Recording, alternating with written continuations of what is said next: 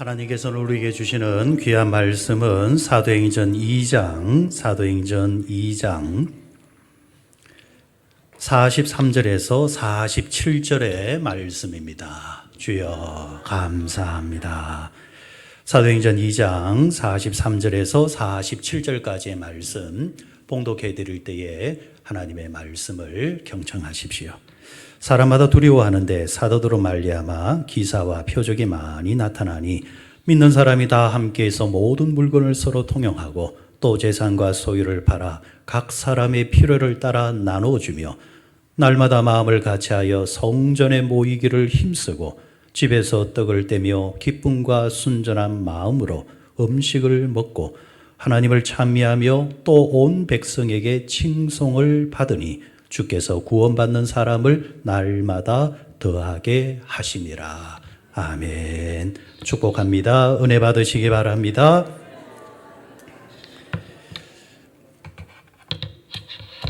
교회는 공동체입니다. 공동체라 함은 같은 생각, 같은 관심, 같은 가치를 추구하는 사람들이 모여 있는 곳을 공동체라 하죠. 특별히 이 공동체라 함은 교회 공동체라 하면은 믿음이 같다라는 겁니다. 믿음의 대상이 같다라는 겁니다. 우리는 예수 그리스도를 믿는 그 믿음이라는 가치를 가지고 교회 공동체를 이루고 있습니다. 그러면 가장 이상적인 교회 공동체는 어떤 곳일까? 이 질문에 있어서 또 좋은 교회도 있고 그러지 못한 교회, 이렇게 우리가 함부로 평가할 수는 없겠지만은, 하지만은 어떤 교회가 가장 성경적이고 좋은 교회일까라고 질문을 할 때에 이 질문을 과연 우리는 어디다 해야 할까요? 한때 한국 교회에 불었던 바람 중에 하나가 세상이 원하는 교회입니다. 세상 사람들이 교회를 좋아해야 되니까, 그들을 섬겨야 되니까 그들이 원하는 교회가 어떤 교회일까라는 관심과 논문과 또 이것을 바탕으로 해서 교회 부흥에 여러 제안들이 많이 나온 게 사실입니다. 그런데 또다시 시대가 바뀌면서 똑같은 질문이지만은 그 질문의 답을 이제는 다르게 하려고 합니다. 과연 세상이 좋아하는 교회가 이상적인 교회일까? 왜 이 질문에 대해서 의문점을 가지기 시작했느냐 하면은 과거로부터 지금까지 교회 역사 속에 보면은 세상은 늘 교회를 싫어했다라는 겁니다. 교회가 어떻게 하든 간에 늘 세상은 교회를 싫어했다라는 겁니다. 그러면 세상은 왜 교회를 싫어할까? 교회가 세상과 다르기 때문입니다. 세상은 교회와 다르기 때문에 왜 우리와 다르냐? 우리와 같은 생각과 우리와 같은 말과 우리와 같은 가치를 추구해 주면 좋겠는데 왜 너희들은 우리와 다르냐라는 겁니다.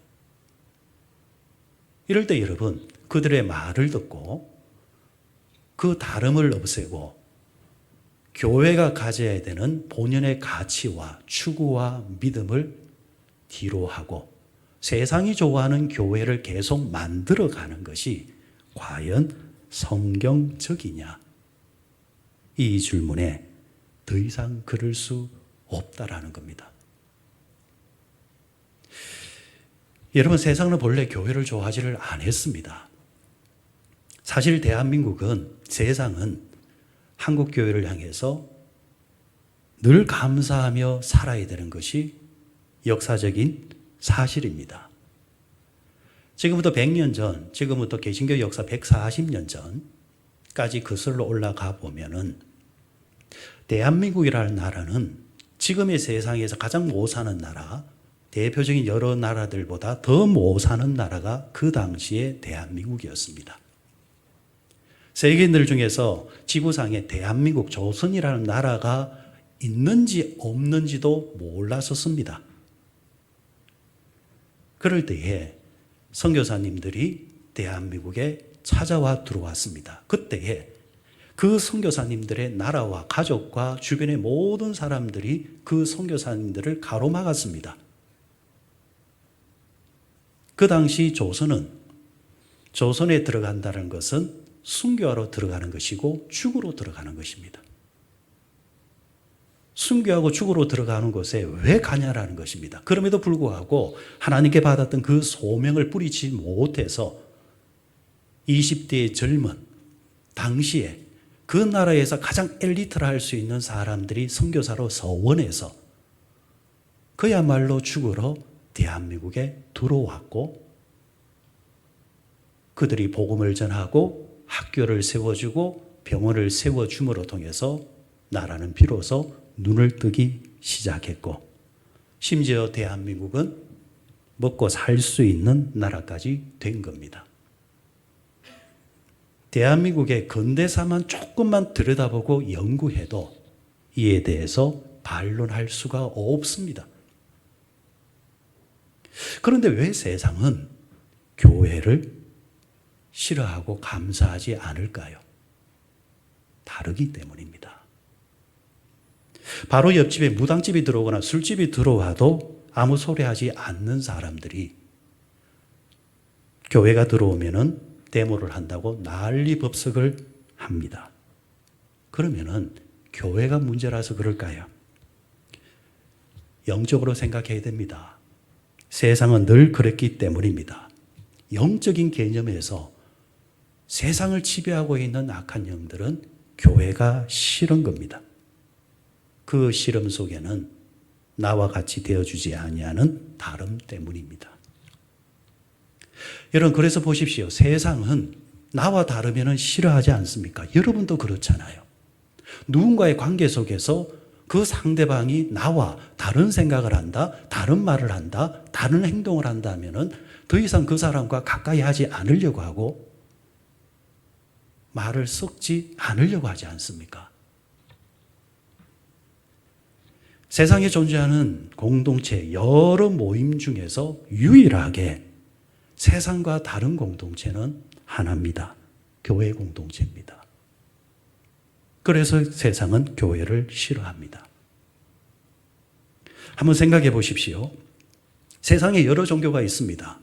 큰 종교만 보더라도 예를 들어서 불교가 무엇을 잘못하거나 카톨릭이 무언가를 실수하거나 잘못했을 때에 세상은 그들에게 어떻게 대합니까? 그들에게 압수수색 영장을 내밀던가요? 만약 내밀었다면 난리칩니다. 세상이 뒤집어집니다. 그러나 교회가 조금이라도 잘못하면 세상은 어떻게 합니까? 범죄자 취급을 해버립니다. 왜요? 유일하게 다른 것이 교회이기 때문입니다. 왜 우리와 같지 않느냐라는 겁니다. 제 기억 속 2014년에 진천중앙교회라는 곳이 있습니다. 이 진천중앙교회가 단기 선교로 이집트를 갔었습니다. 그때 이집트에 갔을 때 많은 교우들이 같은 버스를 타고 선교지로 이동을 하고 있을 때에 폭탄 테러가 일어났습니다. 그때 진천중앙교회 단기 선교팀의 4명이 그 자리에서 사망을 했고 20명의 사람들이 큰 부상을 입었었습니다. 이때 우리나라 언론들은 한결같이 뭐라고 했느냐 하니까 왜 가지 말라는 곳에 갔느냐는 식으로 보도를 했습니다. 자국민이 살해를 당하고 테러를 당했다는 것에 대해서는 큰 의미를 두지 아니하고 왜 교회가 그런 무모한 짓을 했느냐는 식으로 보도만 했고, 심지어 교회 안에 있는 사람들조차도 세상 사람들과 똑같은 방식으로 교회를 비판했습니다.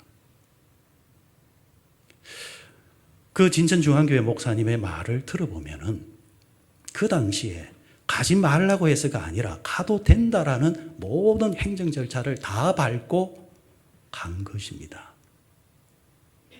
그리고 알려지진 않았지만은 그 당시 그 버스 안에서 가이드를 맡았던 타교의 집사님 한 분이 뭔가 낌새를 챈 겁니다. 누군가가 가방을 들고 탔는데 그 가방을 어디에 놓는 걸 보면서 촉으로 이상하다 싶어서 그 가방을 온몸으로 끌어안아 버린 겁니다. 그 한 사람의 희생을 통해서 희생을 최소화를 시킨 겁니다. 여러분 이 지점에서 한번 생각을 해 보십시오. 만일 일반적인 사람이 일반의 사람이 만약 그와 같은 행동을 했다고 한다면은 우리나라 언론들은 어떻게 보도를 할까요? 자신을 희생해서 모든 사람을 살렸다라고 그 사람을 영웅시하지 않겠습니까? 그러나 교회라는 이유 때문에 어느 누구도 어느 언론도 희생을 통해서 많은 사람을 살렸다라는 보도 한 줄을 내지를 않습니다.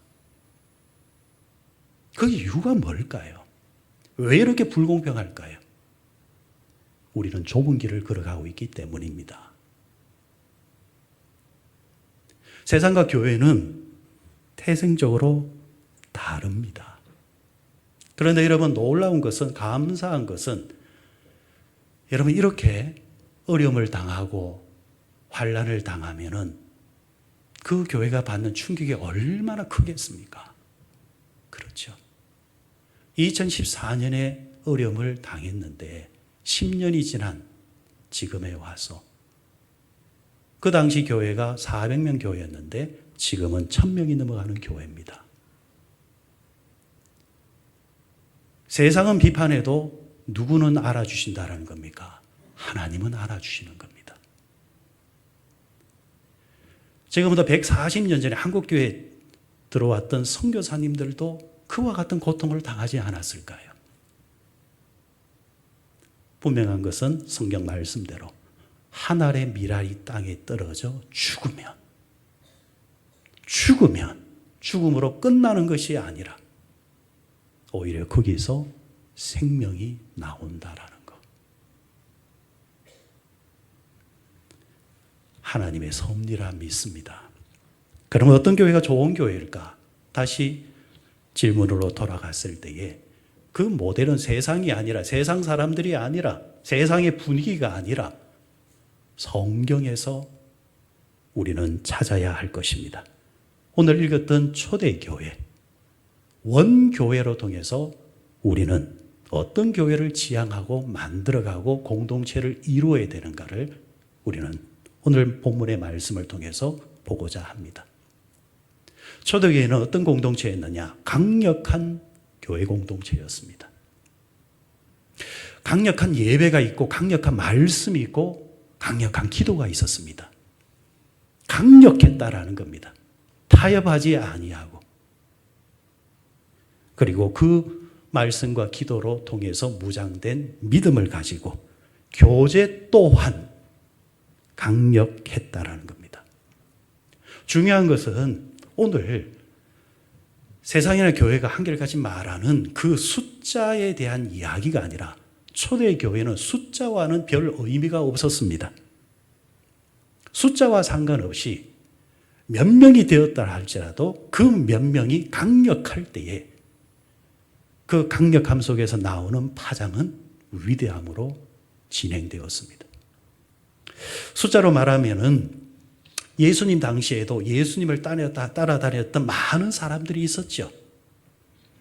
이 많은 사람들을 흔히 우리는 성경에서 무리라라는 단어로 찾을 수 있습니다. 그런데 이 무리들의 특징은 이합집산이었습니다. 좋을 때는 모이고 싫을 때는 흩어지는 사람들. 밀물과 썰물처럼 자신이 원할 때는 밀물처럼 밀려왔다가 자신의 이해관계가 사라질 때는, 또 싫을 때는 썰물처럼 빠져나가는 사람들. 이 사람들의 특징을 한번 보십시오. 주일에는 호산나 호산나 외치면서 예수님을 왕 중의 왕이라 하다가도 며칠 후 금요일에는 예수님을 십자가에 못 박으소서 이렇게 외치는 사람으로 변하는 사람들. 신앙의 기준이 없는 겁니다. 믿음이 없는 겁니다. 그냥 세상 여론에 의해서 왔다 갔다 하는 사람들. 믿음의 기준이 없이 자신의 생각과 한낱 스마트폰에서 나오는 그 이야기를 보면서 왔다 갔다 하는 사람들. 그 사람들이 바로 무리들입니다. 최초의 교회는 그런 교회가 아니었습니다. 그곳에 모여있던 교인들은 그런 자들이 아니었습니다. 최초의 교회들은 예수 그리스도의 이름으로 한 말씀을 받았고 그 말씀 위에 하나가 되어진 강력한 공동체였습니다. 당연히 이 공동체의 주된 관심은 예수 그리스도였습니다. 이 예수 그리스도로 하나 되어지는 공동체가 되어질 때에 심지어는 단편적으로는 순교의 아픔과 아니면 세상에 핍박이 있다 할지라도 종국에 가보면은 바로 그곳에 하나님이 역사하시고 성령이 역사하셔서 하나님이 함께 하시는 놀라운 공동체를 이루더라는 겁니다. 초대 공동체를 연구해 보니까 이 초대 교회 공동체는 크게 두 공동체로 연결되어 있었습니다. 첫째는 가정 공동체예요. 두 번째는 교회 공동체입니다. 이 가정 공동체와 교회 공동체가 딱 연결이 되어져 있었습니다. 먼저 가정 공동체를 보게 되어지면은 이 초대 교회 공동체의 주도권을 누가 쥐고 있었느냐 하면은 가정이 주도권을 쥐고 있었던 것을 확인하게 됩니다. 이게 무슨 말이냐 하면은 교회 공동체를 모이기 전에 먼저 가정에서 그들은 예수님을 중심으로 예수님의 이름으로 예배가 있었고 말씀이 있었고 기도 생활이 이루어지고 있었다라는 겁니다. 말씀의 실천과 말씀의 실현도 교회에 와서가 아니라 먼저 가정에서 실현이 되어졌습니다. 그 주도권을 누가 쥐고 있었느냐? 부모가 쥐고 있었다라는 겁니다. 인생을 농사로 비유했을 때 사람의 인생에서 가장 큰 농사를 우리는 흔히 자식 농사를 하지 않습니까? 그래서 이 자식 농사를 잘 짓기 위해서 수고와 고생을 우리는 마다하지를 않습니다. 그런데 오늘날 가만히 보면은 부모들이 이 자식 농사를 모두 외부에 자꾸 맡기려고 합니다. 돈으로 다 해결을 하려고 합니다. 그렇다고 해서 학원이나 학교를 보내지 말라는 말이 아닙니다. 가장 중요한 교육만큼은 누가 책임을 지라는 겁니까? 부모가 책임을 지라는 겁니다. 하나님께서 부모에게 주신 사명으로 여기라는 겁니다. 그러면은 하나님께서 부모에게 주신 가장 큰 책임은 뭘까? 저는 두 가지라 생각합니다. 하나는 인성이요, 하나는 신앙입니다. 다른 것은 다 맡긴다 할지라도 이 두 가지만큼 인성과 신앙은 부모가 책임을 지고 농사를 지어줘야 하는 겁니다. 이 교육은 학교에서도 가르쳐주지 않고 학원에서도 가르쳐주지 않습니다. 오직 부모만이 감당할 수 있습니다. 인성교육에 있어서 가장 중요한 게 뭘까? 여러 가지가 있겠죠. 그런데 여러 가지 중에서 저는 한 가지를 뽑으라고 한다면 가장 기본되는 것이 사람의 인성이 가정에서 먼저 시작되어야 될 것이 인사를 잘하는 것이라 생각합니다. 정말 기본 중에 기본이지 않습니까? 그런데 정말 중요한 자리에 가보면은 이 기본 중에 기본이 정말 중요하게 작용하는 것을 보게 됩니다. 우리 흔히 그런 말을 하죠. 인사가 만사다. 여기서 말하는 인사 만사는 우리가 알고 있는 그 단어와는 다르지만 그러나 결론적으로 보면은 같은 의미라고 봅니다. 인사만 잘해도 만사가 형통해진다라는 거. 어떤 작은 공장의 사장이 제안서를 들고 대기업에 찾아갔다고 합니다. 이 김 사장이 제안서를 들고 이 대기업과 거래를 터기 위해서 제안서를 들고 갔는데 가보니까 자기만 있는 것이 아니라 많은 중소기업 이제 사장들이 와서 제안서를 가지고 기다리고 있는 겁니다. 근데 회장이 잘 나오지를 않습니다. 회장이 자기 방에서 안 나옵니다. 무슨 이유인지 모르겠지만은. 그래서 사람들이 하나 둘 제안서를 바깥에 있는 비서에게 맡겨놓고 돌아갑니다. 이 김 사장도 회장이 나오도록 계속 기다리다가 회장이 오늘 안 나오려는갑다 싶어서 마지막에 그도 어쩔 수 없이 자기가 들고 왔던 제안서를 내어놓고 비서에게 내어놓고 정중하게 인사하고 그도 돌아왔다고 합니다. 며칠이 지났습니다. 회장으로부터 전화가 온 겁니다. 사장님, 당신 기업과 당신 공장과 내가 거래를 트기를 원하니까 며칠 제게 찾아오십시오. 얼마나 기분이 좋습니까? 불경기 속에서 대기업과 거래를 터게 되었으니까. 회장을 찾아갔습니다. 그리고 이런저런 이야기를 하다가 중요한 이야기를 끝내고 난 다음에 회장한테 물었습니다. 회장님, 그때 많은 사람들이 찾아왔는데 왜 우리 공장과 거래를 하려고 합니까? 특별한 이유가 있습니까? 회장님의 말이 뜻밖이었습니다. 사실은 당신이 가져온 제안서나 다른 사람들이 가져온 제안서나 거기서 거기였습니다. 특별한 게 없었습니다. 그런데 왜 우리와 거래를 텄습니까? 내가 당신을 모르니까 다른 사람을 모르니까 얼굴도 못 봤는데 그때 바깥에 있던 비서, 내가 신뢰하는 비서에게 물었다라는 겁니다. 너는 사람들이 얼굴을 봤으니까 당신이 생각하기에는 이 제안서 가운데서 어떤 제안서를 선택하면 좋겠는가 이렇게 물으니까 그 비서가 바로 이 제안서를 내놓으면서 이 사람하고 거래를 트는 것이 제가 생각하기에는 옳습니다. 왜? 다른 사람들은 이 제안서를 저에게 줄 때 그냥 무심하게 주거나 그냥 돌아갔지만은 이 사람은 비서인 나에게도 깍듯하게 인사를 하면서 제안서를 내밀고 돌아갔습니다. 제가 생각하기에는 인사하는 것만 봐도 그 사람의 인격이 보이는 것 같습니다. 이 사람은 기본은 할 것 같습니다. 같은 조건이라고 한다면은 인사 잘하는 사람이 맞다라는 겁니다. 회장도 옳거니 네 말이 맞다. 그래서 전화를 했다고 합니다. 인사가 만사입니다. 블링크라는 책에 나오는 이야기입니다. 의사 집단군을 연구해 보았습니다. 여러분, 의사 집단군에서 여러 애로사항이 있지만은 한 번씩 이 환자들이 이의를 신청할 때 환자들이 의료가 잘못되었다라고 의사를 고발할 때가 있습니다. 이럴 때 병원과 의사가 곤혹을 치룹니다. 이 연구는 뭐냐 하니까 단 한 번도 환자로 통해서 고발을 당하지 아니한 의사 그룹, 그리고 고발을 당한 의사 그룹, 이렇게 분석을 해봤는데 고발을 안 당하는 의사들은 어떤 특징이 있느냐 보니까 대표적인 특징이 뭐냐 하니까 환자들에게 인사를 잘하는 의사는 고발을 안 당하더라는 겁니다. 이유가 뭡니까?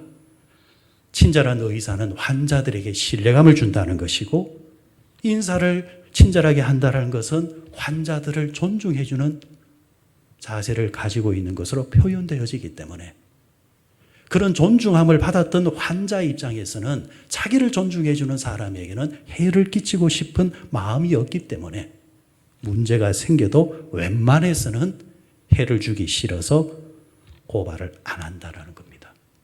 인사가 만사인 것입니다.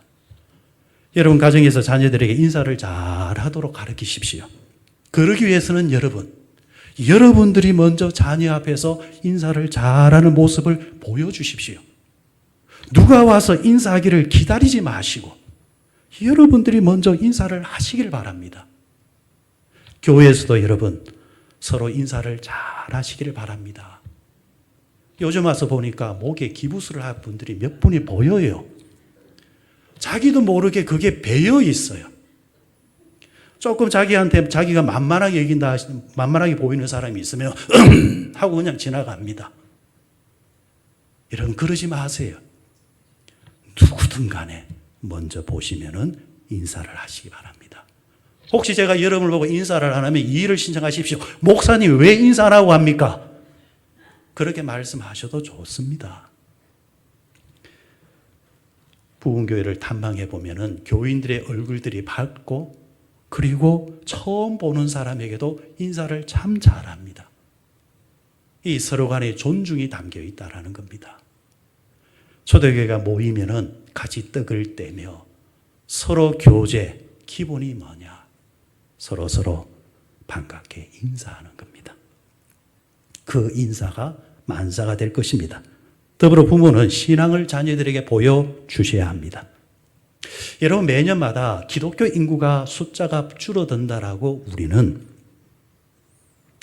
위험을 느끼고 있습니다. 기독교 인구 숫자가 왜 줄어드는 걸까요? 여러 이유가 있겠지만은 근본적인 이유는 이 가정 공동체 중심으로 생각을 해보면은 장년 교인들이 가정에서 신앙생활을 제대로 하지 않기 때문입니다.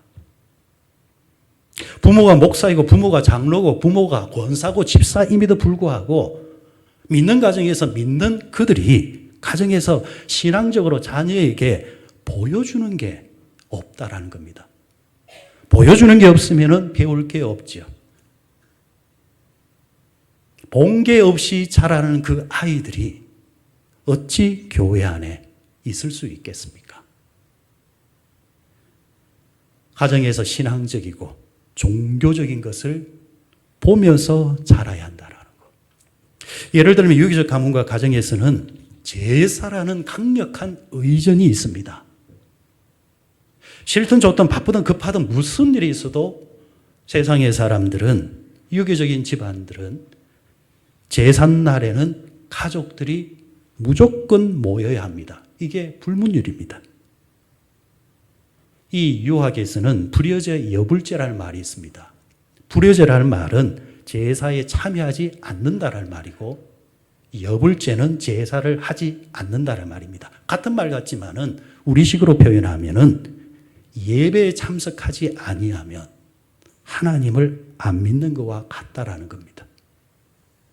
마음이 있으니까 괜찮습니다. 마음으로는 예배를 드리고 있습니다. 유교식으로 말하면 마음이 있으면 그 자리에 무조건 와야 한다는 겁니다. 즉 제사는, 세상의 제사는 어떤 이유가 있어도 반드시 참여를 합니다. 이걸 그들은 인간의 도리요 기본이라 가르칩니다.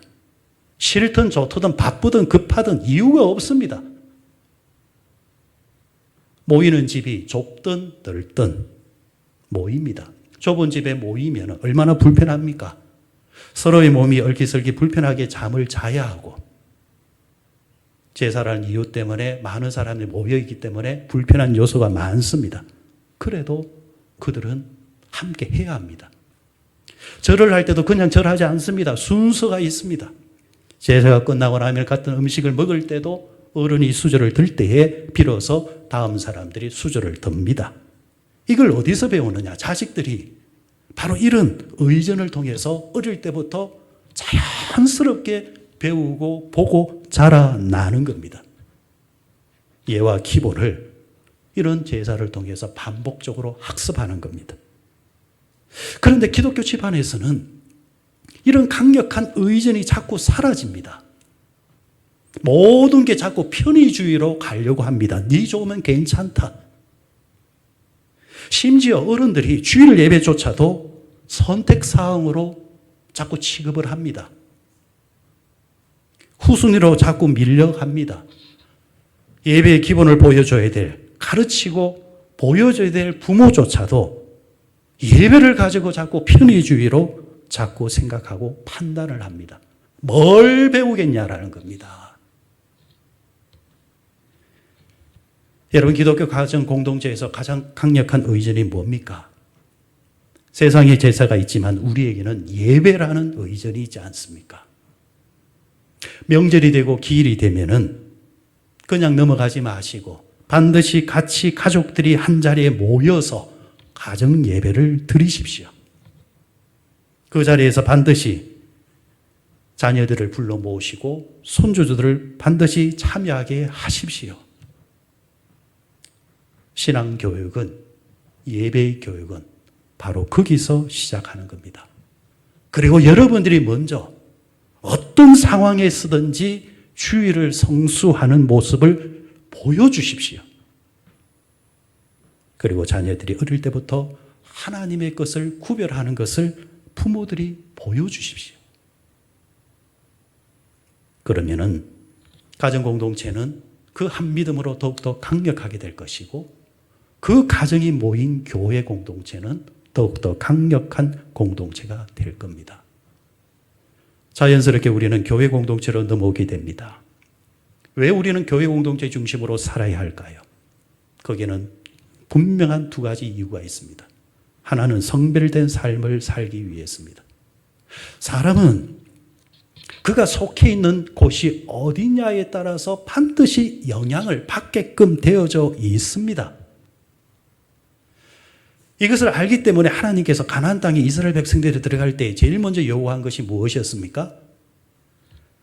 가나안 땅의 사람들과 같이 살지 말고 그들을 어떻게 하라는 겁니까?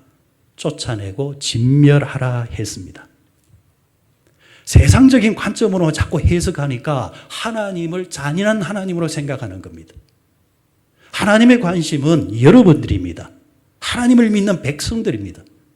하나님의 백성들이 이 땅에서 세속적인 것에 물들지 아니하고 하나님의 백성으로서 그 가치를 유지하며 살기를 하나님은 원하실 때에 하나님의 백성들이 세속에 완전히 물들어져 있는 세속적 사고에서 조금도 타협이 없는 그들과 섞이게 되어지면은 하나님의 백성이 오히려 그들에게 물들까 싶어서 하나님은 철저히 경계하신 것입니다. 유유상종이라는 말이 있죠. 쉽게 말하면 끼리끼리입니다. 그래서 그 사람을 보려고 하면 그 사람 주변을 보면 그 사람이 거의 다 나오게끔 되어 있습니다. 지난주 부흥교회 탐방차 저는 21명의 목사님과 함께 충정권에 있는 교회들을 여러 교회를 탐방해 보았습니다. 첫째 날 숙소가 어디에 있느냐니까 서울 대형교회에서 운영을 하고 있는 기도원이었습니다. 말이 기도원이지 수도원과 비슷했습니다. 사람의 인적이라고는 전혀 찾을 수 없는 정말 깜깜한 좋은 건 하나 있었습니다. 뭐가 좋았을까요? 공기, 산소 말고는 세상에서 경험할 수 있는 그 어떤 하나 없는 아주 적막한 곳이었습니다. 나름의 시간을 그곳에서 보내고 세상과 단절한 곳에서 보내는 것도 나름의 유익이었습니다. 문제는 둘째 날이었습니다. 둘째 날 숙소는 어디였느냐니까 청주였습니다. 총무 역할을 했던 목사님께서 청주에 숙소를 잡는데 기준이 뭐였느냐 하니까 가장 싼 방, 가장 저렴한 방. 이 가장 저렴한 방을 찾았는데 마침 보였는 모양입니다. 그런데 도착해 보니까 모든 목사님들이 깜짝 놀랐습니다. 소돔과 고모라 한가운데였습니다.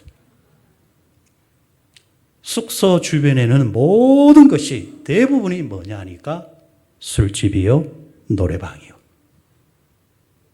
커튼을 치지 아니하면 창문 사이로 번쩍번쩍. 정무 목사님이 당황하셨습니다. 하지만 저는 거기서 또 평범한 진리를 발견했습니다. 또 확인했습니다. 그래, 끼리끼리 모이는구나. 여러분 부산에도 보십시오. 부산에도요. 게이나 동성애자들이 모이는 동네가 있다는 걸 여러분 아십니까? 우리가 사는 지역과 그렇게 멀지 않은 그곳에 밤만 되면 스물스물 그들은 모입니다. 여러분 목욕탕에 한번 가보십시오. 몸에 그림을 그리고 들어오는 분들이 있죠. 그런데 그림을 그리고 들어오는 분 동반자를 보십시오. 그 동반자도 몸에 그림을 그리고 있습니다. 끼리끼리 다니는구나. 학교도 마찬가지입니다. 공부하기 싫은 아이들은 끼리끼리 모입니다. 이런 의미에서 여러분, 우리는 어떤 자들과 끼리끼리 모여야 할까요? 신앙을 가진 사람들은 신앙을 가진 사람들끼리 같이 살아가는 겁니다. 그 살아가는 삶의 현장이 어디냐? 예배 공동체요. 말씀 공동체요. 기도 공동체입니다. 그러므로 여러분 우리에게 주어진 주일이 되어지면은 세상이 아니라 우리는 반드시 어디에 있어야 되느냐? 같은 하나님과 같은 예수님을 예배하는 이 예배의 자리에 있어야 하는 겁니다. 그럴 때 우리는 세상과 구별된 자들이라 말할 수 있습니다. 교회 공동체는 전도 공동체가 되어야 합니다. 예배로 모이는 것은 쉽게 말하면 세상적인 용어로 말하면 인풋입니다. 우리는 예배로 모여서 영감을 받아야 되고 말씀을 받아야 되고 은혜를 받아야 합니다. 인풋이 되어야 합니다. 그러면 인풋으로 끝나느냐? 아니죠. 초대교회는 모이면은 예배하고 흩어지면은 뭐 했습니까? 전했습니다. 그래서 전도는 아웃풋입니다. 인풋만 있고 아웃풋이 없으면은 단순하게 생각해 보십시오. 음식만 먹고 가만히 있으면은 그 사람은 어떻게 됩니까? 비만이 되죠. 못 먹어도 영양실조로 죽지만 먹기만 하고 그 에너지를 외부로 발산하지 아니하면은 병드는 것은, 죽는 것은 똑같은 이치입니다. 영적인 의미에서도 마찬가지입니다. 오늘날 여러분, 교회는 저는 개인적으로 영양이 없어서 문제가 아니라 너무 많이 먹어서 문제라고 생각을 해요.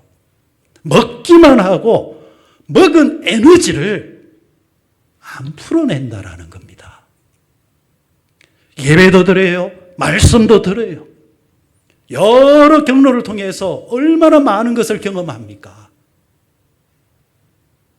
그런데 그 경험한 것을 삶의 현장에 가서 인풋이 없다라는 거예요.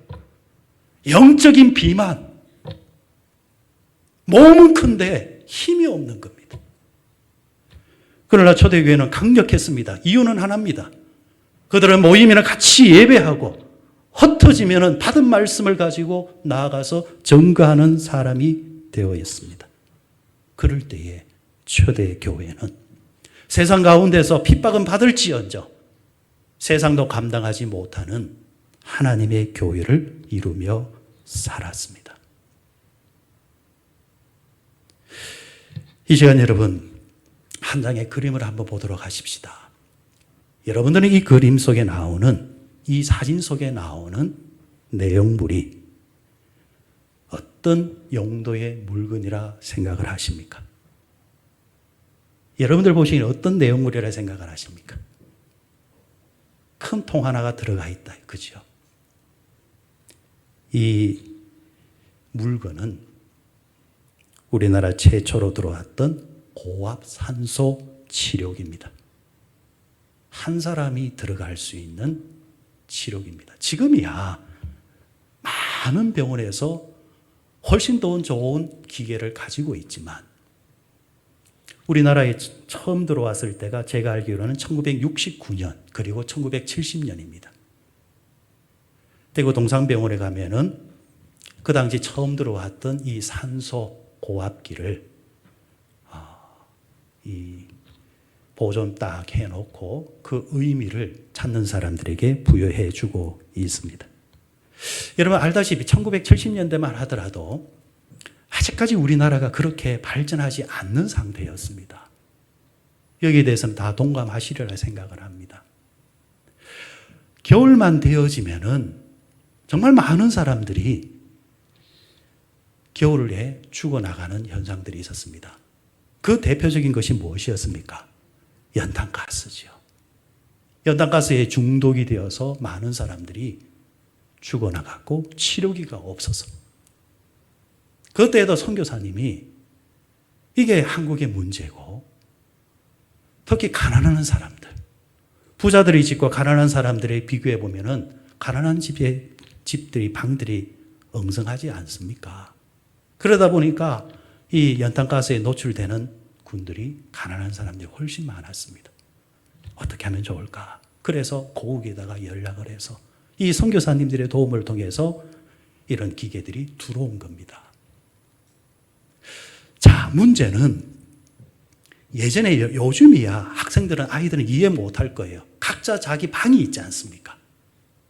그런데 1970년대, 60년대만 하더라도 각자 방이 어디 있습니까? 한 방에 가족들, 심지어는 3대가 같이 자는 집들이 얼마나 많았습니까? 심지어 어떤 분들은 장롱 속에 주무시기도 하고 그런 식으로 한 방에 그렇게. 그럼 연탄가스가 세면은 그 한 방에 있는 모든 가족들이 어떻게 되는 겁니까? 같이 중독되는 겁니다. 자, 어느 병원에 연탄가스를 중독이 되어도 사람을 살릴 수 있는 기계가 있다. 이아가에다가 한 가족 전체를 실어다가 병원에 온 겁니다. 문제가 있습니다. 어떤 문제가 있습니까? 이 기계는 몇 사람이 들어갈 수 있습니까? 오직 한 사람만 들어갈 수 있는 거예요. 병원에서 난감한 겁니다. 의사가 난감한 거예요. 여러분들이라면은 예를 들어서 5명, 7명이 실려왔다 이러면 누구를 그 기계 속에 넣겠습니까? 여러분들 누구를 넣겠습니까? 여기 보니까 영감으로 보니까 내가 들어가겠습니다. 5명이 보입니다. 근데 대부분 뭐 경우에 따라 여러 가지가 있겠지만은 대부분 우리가 자식을 넣겠다. 그런데 자식도 첫째를 넣어야 됩니까? 막내를 넣어야 됩니까? 아들을 넣어야 됩니까? 딸을 넣어야 됩니까? 딸하고 며느리면 며느리 넣겠습니까? 아들 넣겠습니까? 이런 경우의 수가 의사에게는 너무 혹독한 거예요. 그래서 내규를 만들었습니다. 선교사 중심으로 이런 문제가 생겼을 때에 생각하지 말고 이 내규에 따라서 해라. 그 내규의 우선순위는 뭐였느냐? 막내를 집어넣는 겁니다. 가장 어린 애를 집어넣는 겁니다. 그리고 나머지 가족은 어떻게 되는 겁니까? 그냥 죽는 겁니다. 막내를 집어넣을 때에 그 당시 선교사님과 이 동산병원의 의사들은 기독교인이었기 때문에 그들의 내규가 또 뭐냐니까 마지막 복음의 기회를 놓치지 말자. 기계 속에 들어가지 못한 가족들에게 한 사람 한 사람 귀에다가 이렇게 외칩니다. 의심하지 마시고 묻지 마시고 따지지 마시고 내 말 무조건 들으십시오. 지금 당신은 지옥 갑니다. 당신이 천국 가는 유일한 길은 예수님을 믿는 것밖에 없습니다. 아직까지 당신의 영혼이 이 육체 속에 남아있다는 것을 압니다. 대답 못해도 괜찮습니다. 무조건 믿으십시오. 당신에게 남은 유일한 기회입니다. 그리고 당신이 두고 가는 저 막내는 우리가 대신 키워드리겠습니다. 먼저 천국에 가 계시면 우리도 뒤따라 천국에 가겠습니다. 천국에서 만납시다. 이게 예수를 믿는 선교사님들과 의사들이 초창기에 우리에게 보여주셨던 복음이고 은혜였습니다. 그들은 확실히 믿었습니다. 육신의 잠시의 죽음은 있지만 이게 영원한 것이 아니라 이것으로 끝나는 것이 아니라 이 뒤의 삶이 영원한 삶이 기다리고 있고 시작된다는 것을. 그래서 잠시는 안타깝고 잠시는 슬프지만은 여기에 머물지 말고 예수 믿고 천국 가고 당신이 남겨놓은 이 자식조차도 예수 믿는 우리가 책임지겠다. 이게 강력했다라는 거예요. 강력했다라는 거예요. 그런 강력한 복음을 받았던 오늘 우리는 어떻게 살고 있습니까? 그 마지막 순간이 온다고 한다면 절체절명의 순간 아니면은 정말 중요한 순간이 왔을 때에 여러분들은 여러분의 부모에게 아니면 여러분의 자식에게 여러분들의 지인에게 뭘 말할 겁니까? 여러분이 남기는 유산, 여러분이 세상적으로 체득했던 그런 가치들, 사실은 그것은 의미가 없는 겁니다. 아마 그것들은 여러분이 가르쳐 주지 않아도 그들은 알아서 잘 살 겁니다. 하지만 반드시 여러분 우리가 남기고 가지고 가야 하는 것은 예수 그리스도 그 하나입니다. 하나. 이게 영원하다라는 겁니다. 오늘날 교회가 왜 자꾸 힘을 잃어가느냐? 원복음이라 말하는 이 구원의 복음, 하나님 나라의 복음에 대해서 우리가 체감하지 않고 믿지 아니하고 확신이 없기 때문에 다른 이야기를 자꾸 하는 겁니다. 성경에 이런 말씀이 있죠. 다른 복음을 전하는 자들에게는 저주가 있을지어다. 예수 그리스도를 제외한 다른 모든 말들은 결국에는 무익한 말이에요. 안개와같이 사라지는 말입니다. 하지만 예수 그리스도 안에서 받는 복음은 사람의 영혼을 살리고 생각을 살리고 혼을 살리고 그 사람의 삶을 살릴 줄 믿습니다. 교회가 이걸 회복해야 된다는 겁니다. 사랑하는 여러분, 우리는 교회 공동체입니다. 가정에서 예수님 중심으로 부모들이 보여주는 것이 있는 여러분들이 되시기를 바랍니다. 그리고 교회에 와서 예배 중심으로 우리가 하나 되어서 교회는 세상 끝날까지 교회 공동체만이 전할 수 있는 복음을 강력하게 전하는 교회가 되어서 하나님께서 기뻐하시는 귀한 공동체를 이뤄나가는 일원들이 다 되시기를 주의 이름으로 축원드립니다. 하나님 아버지, 오늘도 주님 안에서 귀한 안식일을 허락하시고 주일을 허락하셔서 한 자리에 모여서 예배를 드렸습니다. 아버지 하나님, 교회가 더욱더 복음으로 하나 된 교회, 예수로 하나 된 교회, 복음으로 강력한 교회가 되어지게 하여 주옵소서. 돌아가서 가정에서도 다른 무엇보다도 자녀들에게 그들이 보고 자랄 수 있는 우리 믿는 자만이 가지고 있는 강력한 의전을 그들에게 보여주고 가르치게 하여 주시사 세상에서 가장 귀한 것들을 대물림할 줄 아는 복된 가정이 되게 하시고 이 주도권을 놓치지 아니하는 장년들과 부모들이 되어지게 하여 주옵소서. 세상은 늘 항상 교회를 싫어했습니다. 그러나 신비한 것은 교회는 부흥해 왔습니다. 하나님께서 교회를 사랑하시기 때문인 줄 믿습니다. 주여, 이 귀한 것을 놓치지 않고 주님 오시는 그날까지 하나님의 교회를 강력하게 세워나가는 우리 모두 되어지기를 원하고 그것이 세상의 빛이 되게 하시고 소금이 되게 역사하여 주옵소서. 예수님의 이름으로 기도드리옵나이다. 아멘.